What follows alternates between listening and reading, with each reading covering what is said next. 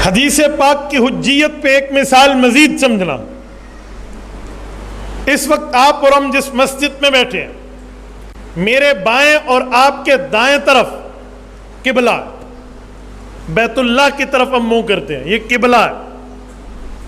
سوال یہ ہے کہ یہ قبلہ بیت اللہ شریف ہے؟ جی ہاں. اس سے پہلے کوئی قبلہ تھا؟ جی ہاں تھا. وہ کون سا تھا؟ بیت المقدس. آپ کی کمر کے پیچھے اور میرے منہ کی طرف شمال بیت المقدس قبلہ تھا. مسجد اقصی فلسطین، تو اس قبلے کو چینج کر کے ادھر کیا گیا.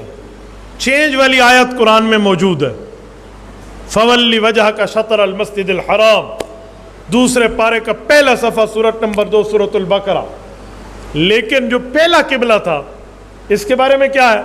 اس کے بارے میں بھی ایک آیت ہے لیکن وہ مجمل ہے. وہ کیا ہے؟ رب فرماتے ہیں وَمَا جَعَلْنَا الْقِبْلَةَ الَّتِي كُنْتَ عَلَيْهَا. محبوبم، جس طرف آپ نے پہلے منہ کیا تھا وہ قبلہ بھی ہم نے حکم دے کر بنایا تھا. وَمَا جَعَلْنَا، ہم نے بنایا تھا. قِبْلَةَ الَّتِي كُنْتَ عَلَيْهَا، وہ قبلہ بھی ہمارا دیا ہوا تھا، یہ قبلہ بھی ہمارا دیا ہوا. اب میرا سوال ہے، یہ جو رب فرماتے ہیں بیت المقدس بھی ہمارا دیا ہوا ہے، بیت اللہ بھی ہمارا دیا ہوا ہے، قرآن میں بیت اللہ دیا ہوئے ہونے کے لفظ تو موجود ہیں. بیت المقدس حضور کو رب نے قبلہ دیا ہے، یہ الحمد کی الف سے والناس کی سین تک پورے قرآن میں کہیں حکم نہیں ہے. پورے قرآن میں کہیں نہیں ہے کہ اللہ نے فرمایا وہ بیت المقدس کی طرف منہ کرو. سوال اٹھتا ہے تو بیت المقدس کی طرف منہ کرنے کا حکم کہاں ہے پھر؟ اگر آپ کہو گے کسی اور جگہ ہے تو اللہ نے تو وما جعلنا فرما دیا کہ ہم نے حکم دیا. رب کے احکام تو قرآن میں ہیں.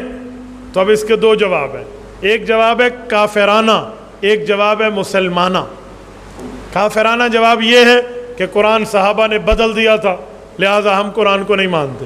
یہ امت کا بے ایمانین طبقہ جس کا اسلام، دین، شریعت، ایمان، رسول، خدا، قرآن، اسلام سے واسطہ نہیں ہے، وہی کہتے ہیں کہ صحابہ نے قرآن بدل دیا. یہ مسلمانانہ ذہنیت نہیں ہے، یہ اسلامیانہ سوچ نہیں ہے. مسلمانہ جواب ایک ہے، وہ کیا ہے کہ وہ قبلہ رسول اللہ کی حدیث میں اللہ نے فرمایا تھا. تو حضور کی بات کو اتنی اہمیت دی ہے قرآن نے کہ حضور کی بات کو اللہ نے اپنی بات فرمایا.